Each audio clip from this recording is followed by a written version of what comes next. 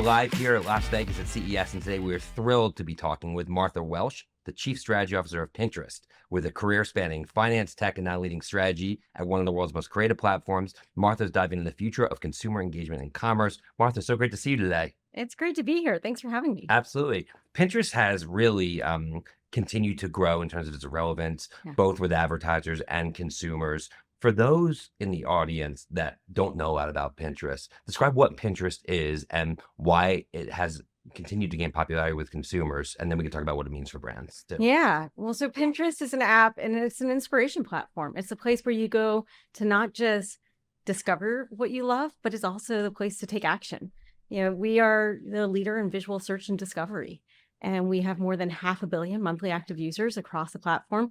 And people are coming there not only to dream, but again, to then realize their dreams, to take action. And so that can be anything from remodeling your home. It can be like finding that new recipe that you love. It can be fashion and figuring out what you're going to wear to CES and figure out some new looks and also discover all sorts of other things. I think the reason that it stayed so relevant is a couple of things. One, you know, it is inherently visual and it's one of the best places to shop. Yeah. I think that, you know, for the last 20 What do years. you mean by shop on Pinterest? Well, so I love that question because I think of shopping as fun. Shopping is delightful. Shopping is discovering things. Shopping is walking the mall. Yeah.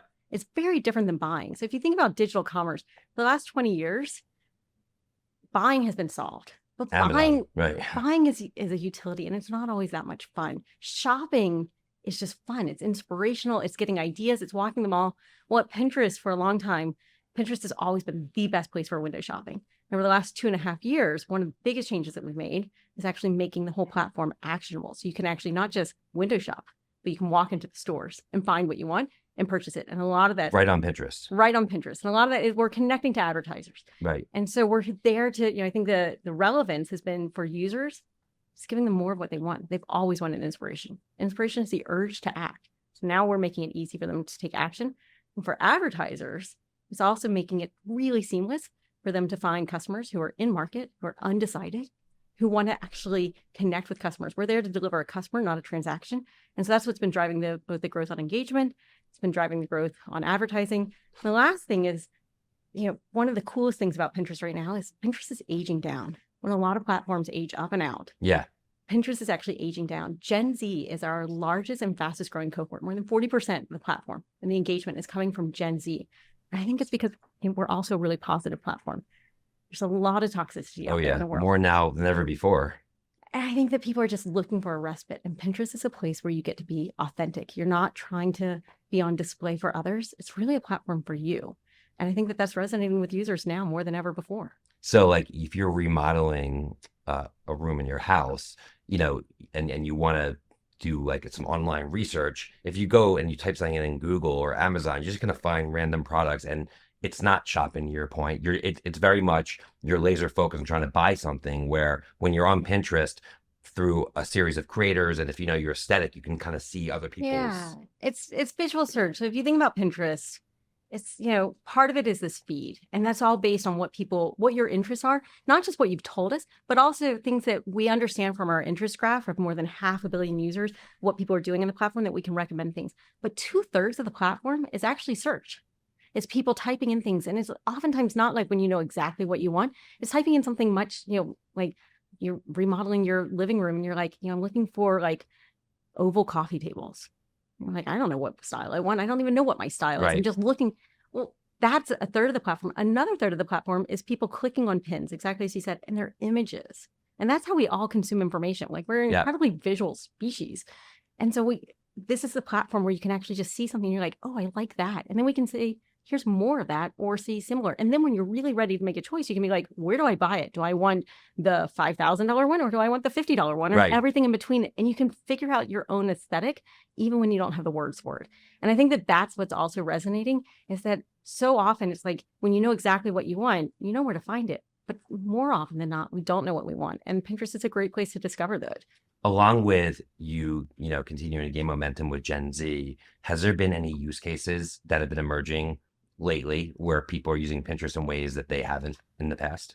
You know what we're seeing is that people are using Pinterest for more use cases together. So I think before, you might go there for recipes, and some people are going for recipes, or some people might go there because, for home remodel, and then you're like, or, I'm planning a kid's birthday party. What we're seeing now is that actually, because of a lot of the AI models that we've been deploying, we're able to recommend use cases across. So we understand that if you're looking for, gelato recipes, for instance, you might also be really interested in like some cool new coffee Right. makers. And you might want that, awesome kind of new espresso machine, because you're like, yeah, if you're spending a lot of time, but you might also be thinking about, well, remodeling your home or your kitchen, because if you're spending a lot of time thinking about gelato makers and like making your own gelato, you probably care a lot about the aesthetic of your kitchen.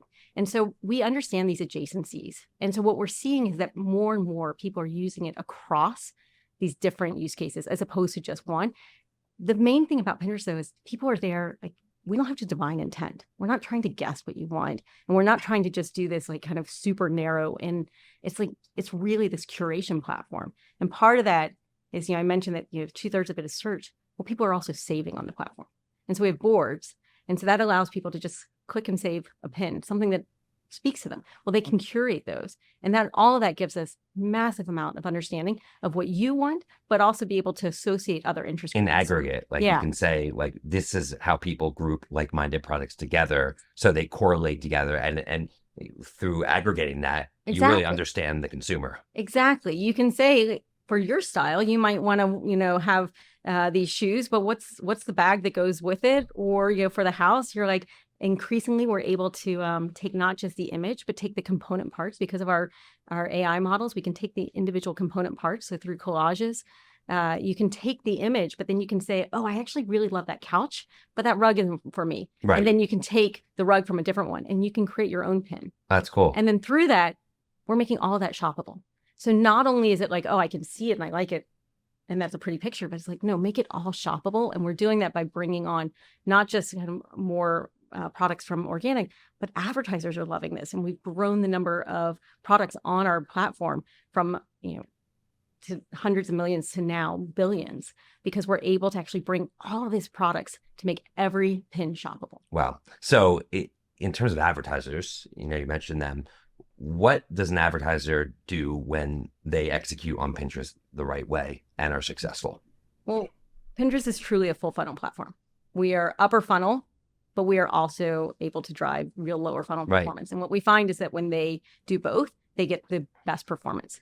And we made it super easy through Performance Plus, which is our new suite of AI tools, completely automated. So they can just set their campaign objective and we can help them to deliver on it. We can also help them with things like creative optimization, so that, what we know is that when we deliver on relevance, ads are incredible content. We can help advertisers with that. We can make the pins feel native. So rather than just a product on a white background. Yeah, you need to be native. It's authentic to the user, fits in with their experience. Yeah, and I think that that's where it's, it's inherently visual. And so that's where we can drive performance. And we're seeing a lot of gains. In fact, we've more than doubled the number of clicks out to advertisers year on year for the last several quarters.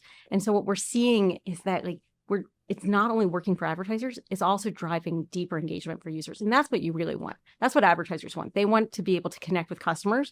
And I think that what we're delivering is a better experience for them, making it more actionable. And it's driving the best product market fit that we've had for both users and advertisers in years. That's great. I mean, one thing I really love about Pinterest and your approach from the marketing standpoint is that you've been able to successfully observe user behaviors and correlate them into trends, because it makes sense, because you guys can see at the very early stages if something is going to blow up, because people are like, oh wow, all these people are posting this certain type of design or chair or whatever it may be, and it allows you to kind of have a little bit of a crystal ball, and you have a ongoing report that you distribute called Pinterest Predicts.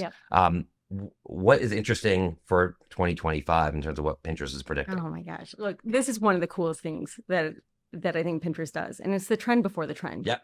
If you think about these other platforms, it's like everybody's chasing this ephemeral trend. These are enduring trends, and it's all based on data-driven. It's all data-driven, and it's based on what people are already doing on the platform.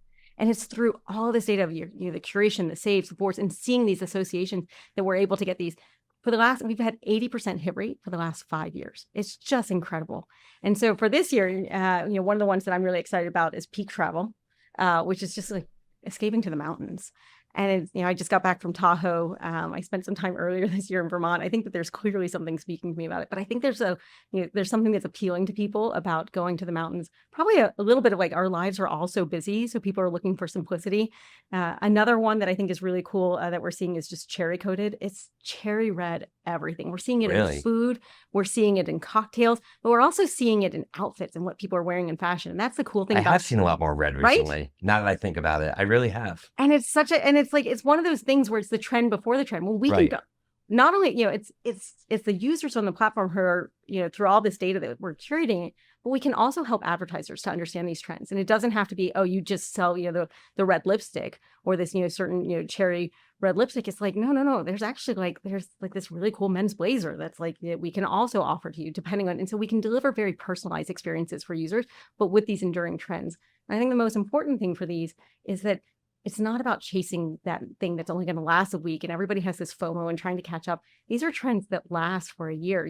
Last year, one of my favorites was Eclectic Grandpa, which, if you, it was like kind of these like, sweater cardigans and kind of, loafer shoes. And it was kind of like, you started then seeing all of these celebrities wearing this style and you're like, nobody actually could put a name to it, but you start to see it. So interesting. This year, get ready for fisherman aesthetic. So it's kind of stripes and wide leg shoes and those, 90s fisherman sandals that, I certainly had and, don't have anymore, but I'll get a new pair. Right. And maybe we'll even see, people headed to Santorini. We see these trends across not just one vertical. We see it really across like a whole bunch of them. Rococo Revival is another favorite of mine. Whether it's Bridgerton, I don't know what's driving it, but a lot of that ruffle, that Baroque kind of, seeing it in how people are styling their homes, but also what they're wearing. We're seeing it also in food, like with macarons and like kind of it's party styling that people are having. So it's incredible to see these trends both endure, but also cut across the verticals. And I think that's great for advertisers to be able to reach customers in many new ways. Yeah, I mean, I often think about like where do they really come from? Like, red. Where does red come Right. from? Is it something that's happening in culture? Is it that they're, a couple people wore it during the Grammys or the Golden Globes and woman wore a red dress and it got where it comes from is so fascinating to me. It really, well, this is the speed of culture, Yeah. right?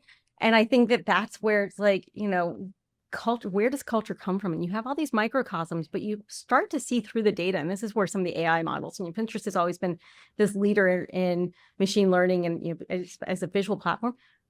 We see how people are actually engaging with different content and you start to see these trends and there are trends before. And I think it's like, where does it come from in culture? It's like, we haven't always in other platforms, people aren't there always curating content. They're there just passively kind of mindlessly engaging with Resharing content. articles. Yeah. Right. And it's like, but on Pinterest, they're curating for themselves. And so I think you get a more authentic understanding of what people's interests are. Well, it's a place for creativity. And that's really what's at its Yeah. core. And creativity is where trends come from. Yeah. It's very much correlated. You've mentioned AI a lot in terms of how it's playing an increasing role in your product. What are some of the ways that you think AI is going to continue to evolve and improve the overall Pinterest product in the years ahead? Like, first and foremost, it's like we're, this creative platform, this curation platform. So we get so much signal of users, more than 500 million monthly active users telling us what they're interested in. And as they pin, as they save, as they curate, that's all feeding this understanding of interest graph. So we can deliver really personalized experience to you. And that's something that we've always done, but it's just getting better. Yeah. The other thing is on the ad side and for marketers, we can deliver better performance than ever before. And especially as we move to a more lower funnel, we're using that not only just to help them set up their campaigns and just take a lot of the effort out of it and automate it. We're doing it to make the ads feel more native on Pinterest. And we're also improving relevance. Look, when we deliver on relevance, ads are great content. Ads are sometimes even better content because it helps people to actually take action, to find that thing that they want or discover that brand that they didn't even know about.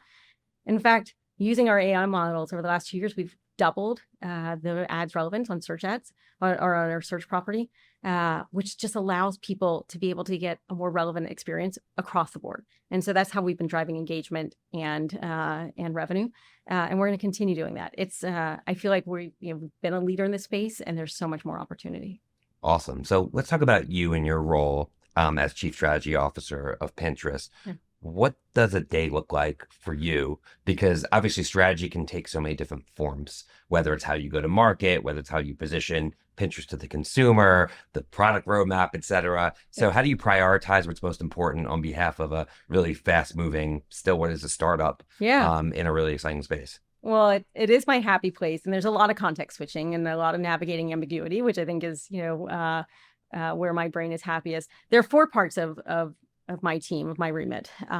So first, leading enterprise level strategy and operations. So it's not just setting the most important strategic priorities for the business. It's also making sure that you have the right operating rhythms and execution to ensure that you're delivering against them. Yeah, I think that, strategy without execution is hallucination.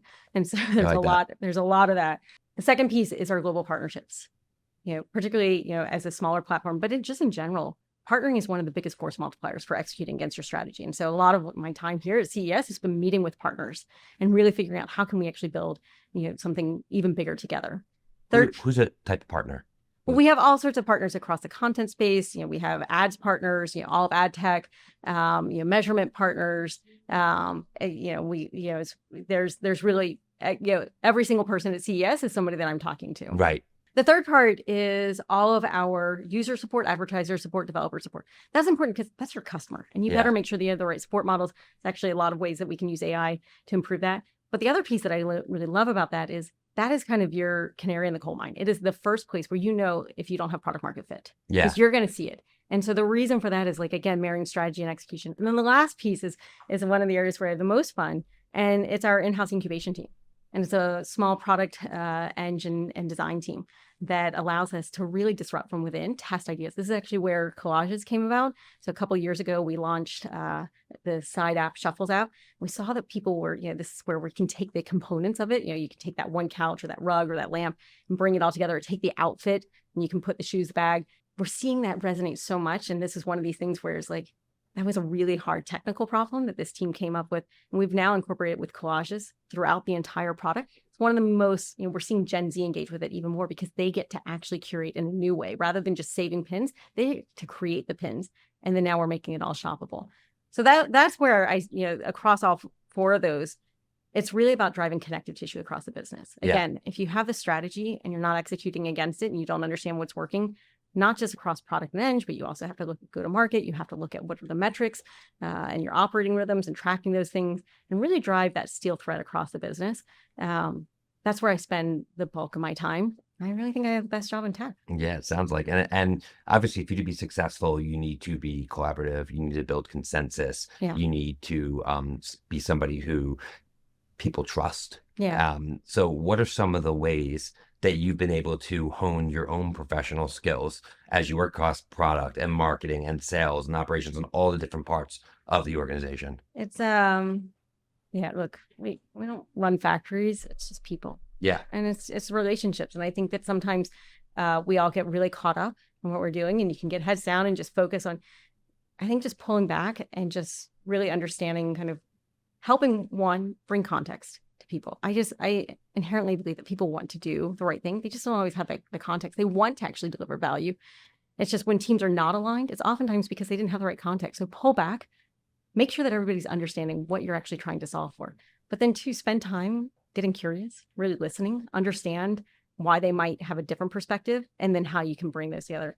I think one of the reasons that I'm able to be successful in this role is because I've actually taken the jungle gym approach throughout my career. So some people climb ladders and they do one thing. I've actually, I started my career actually at a think tank in public policy. I'm from Louisiana originally, from Wow. far cry from some of the places I am now. But I grew up just very mission driven, wanted to change the world. I still do. It's just the vector has evolved. But started my career in policy, then did some time on Wall Street in investment banking, where I got to work, in policy. I was working on the biggest, hardest problems facing the country and the world, some of the smartest people. On Wall Street, I got to work on the biggest, hardest problems facing the biggest companies in the world. It happened to be during the Great Recession, working with CPG and retail. So really understanding their problems Yeah. and understanding how they looked at their businesses. And then through tech, I've done product roles, I've done strategy roles, I've done partnership roles. And I think that it's just, I always try to just put myself in somebody else's shoes and just assume that, like, if you're not aligned, it's probably because I'm not understanding them as opposed to them not understanding me. Yeah, that's a great point. And when you've gone through the jungle gym of your career and swung from one rung to the next. What has given you the conviction to make that next move? Like, how did you know it was time to go from Yeah. one industry to the next? And because a lot of times people, they languish in their career, they're complacent, and then 20 years later, they look back and like, oh, what did I Yeah. really do? What did I accomplish? It's clearly not you. So I want to know Yeah. how you were able to get that conviction. Well, look, I think, a lot of it is I like driving big transformational change. In order to do that, you have to be willing to disrupt yourself as well. And I think that, I mentioned growing up in Louisiana because it's so much of, how I think about purpose. And, Louisiana is such a special place in many ways, but it's also a state that has really struggled. And so growing up, seeing that, I really wanted to have a career that was based, through purpose. I also started to see that, I like looking at things from a system level. And so anytime I just have to put blinders on and just do one thing, I realize, oh, this isn't my highest and best use. And I'm a big fan of, whether leading teams or thinking about it for myself, just highest and best use. Everybody's got purpose. Everybody's got something that they're great at. And it's really just unlocking it. For me, it's looking at connective tissue and big problems and looking at it from multiple variables. And so anytime that it becomes, too narrow, it's usually been a time where it's time for me to leave. I think in terms of industries, in the policy world, I really thought I'd spend my entire career there. What I learned is that I love working on really big, hard problems that matter with really smart people. What I also discovered is I really like having impact. Back to that strategy and execution, I like being able to drive impact. And, in the think tank world, you don't always get that. On Wall Street, I had the opportunity to drive a tremendous amount of impact. And it felt, especially during You the don't time strike me as a Wall Street person. I think that it's, you get to work on some of the biggest, most important problems Yeah, facing totally. companies. And I loved it. And look, I tend to operate at an 11. I think a lot of times, I'm very driven. Yeah. And so it's a great environment for that. One of the most pivotal moments in my career is I had this incredible job in investment banking. I loved it. I actually, I had to, it was feeding all sorts of, hard problems in my brain and, getting to have a lot of impact. And it was also, there's a lot of validation that comes from it, a lot of external recognition. And then I realized I was competing for something I didn't want. Right. Isn't that interesting? And I think that that's actually the biggest thing. And it's the advice that I give to people on my teams, anybody that I mentor is like, you got to sometimes listen to that voice because we all have it. And when you listen to that 100%. voice and you realize that you're competing for something that you don't want, and it doesn't matter if you're great at it, because if you don't love it. Well, you know why people do that? Because they think that that's what's expected of them. Yeah. They think other people, whoever those other people are, and the reality is no one really cares, but, people make decisions based upon, oh, if I left now, then they'll think that I was never going to get it. So I'll just stay here. I had so many people tell me. So I actually quit my job. I was at Goldman Sachs, left. I had this amazing path. And I just, I had that hard conversation. And I said, I've loved every minute of it. And I'm still very close to those colleagues. And I said, and this isn't my path. And I quit and I didn't know what I wanted. And I actually took some time off. My husband and I packed up everything that we had. We were living in New York, drove across country in a U-Haul, moved out to California, and took some time to actually, and just started talking to people. And again, getting curious. Yeah. And it's what led me to Google, which was actually a really beautiful marriage of kind of the policy world and the Wall Street world. But I think you have to be willing to disrupt yourself when you hear that voice, and you can't drive big change across a business if you're not willing to change yourself. I think, and when you say hearing the voice, I think you have to give yourself space to hear the voice. Yeah. Like if you're in the grind every single day, then ultimately the voice could be there, but it just be so buried. It's drowned out. Yeah. We're all, back to peak travel. I think everybody Right. is so busy. And I think people are craving some of that. And I think people are looking for ways, we certainly see it, it's why, I think people on Pinterest are trying to find that respite from all of that noise and find that place where it's really, it's creating the life that you love. Yeah. And I feel really fortunate. There were scary moments, I'll be honest. Like when you take that on yourself and you say, I'm going to walk away from a known thing and you're not sure what's next. Those were some of the scariest moments in my career. And well, that's why they say everything you really want on the other side of fear. I mean, it should be scary. I love that. Yeah. I love that. And and you have to sometimes take that first step. And then, and then I think you just keep moving toward warmer. I think the other piece is that, part of that jungle gym is I've never been somebody who's known kind of that, that one thing. And you're like, this is, that end state, but more of like, you're moving toward warmer. And it's, as long as I'm getting to work on really important problems that I think make the world better, hopefully, in some small way with people, that I care about and that I respect and value, you can get pretty far. Yeah, I love that. So we're here at CES, and obviously the time of year at the beginning of the year, everyone's like fresh with a new approach for the year and big ideas. Is there anything here at the show that's particularly inspired you, or a new idea that you're excited about for next year? I mean, it's I've probably spent too much time in meetings and not enough time walking around. But when I have walked around, what I'm seeing is just, you use this word for Pinterest, but I'm seeing just a lot of desire for creativity. Yeah, I think people are like it feels more it's kind of like people, counterbalance to all the AI stuff, right? yeah. I think creativity and the conversations that I've been having with people are authenticity. I think people are looking, and maybe that's the counterbalance also. I think people are looking for something that's real. And I think that's, as I talk to folks, and partners and advertisers, I think that's the thing that's resonating so much, is that people are looking for authenticity. They're looking for something real. They want something that speaks to them, as opposed to this, just kind of, blanket thing that, that everybody feels like they're supposed to be chasing. Yeah, I love that. So we wrap up our podcast, as you may know, by asking our guests if there's a quote or a mantra that comes to mind that kind of sums up their professional journey. I was wondering what it might be for you and why. I think the one that really comes to mind is actually, Brene Brown says this a lot: clear is kind. And I think that whether you're driving, being clear to yourself, and listening to that voice, I think we have to be kind to ourselves. I think also, though, leading teams, driving change, I think sometimes people think that you can't have the hard conversation, and that it's better to just avoid it rather than being direct.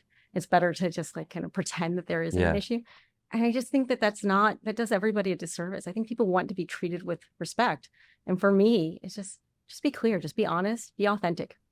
And so I think it's a really simple one, but it applies to a lot of parts of my life. And I think it's been a good mantra for me. Yeah, I mean, sometimes it's easy just to be like non-confrontational or sweep it under the rug, but you're really just delaying the inevitable. And then one day you'll blindside someone, and they'll say, well, why didn't you ever just tell me that? I had no idea. Right? Also, I think people pick up on it. People know when you're not being genuine. And I think that they're craving it. And that's how we all learn. You asked about the times in my career. It's like, it's when people were clear and said like, hey, like, I don't know if that you're going to be great at this, but you're great at, you could try this. And I think that that's where it just helps all of us. And I think that, whether it's being authentic, I think it's what we're all looking for. And kindness matters, especially in the world right now. Kindness 100%. matters. Yep, it's going to be a wild year in 2025. So thank you so much for taking the time during your busy schedule to join us today, and wish you nothing but a great year in 2025. You too. Thanks so much. On behalf of Suzy and Adobe team, thanks again to the great Martha Welsh, Chief Strategy Officer at Pinterest, for joining us today. Be sure to subscribe, rate, and review the Speed of Culture podcast on your favorite podcast platform. Till next time, see you everyone. Take care.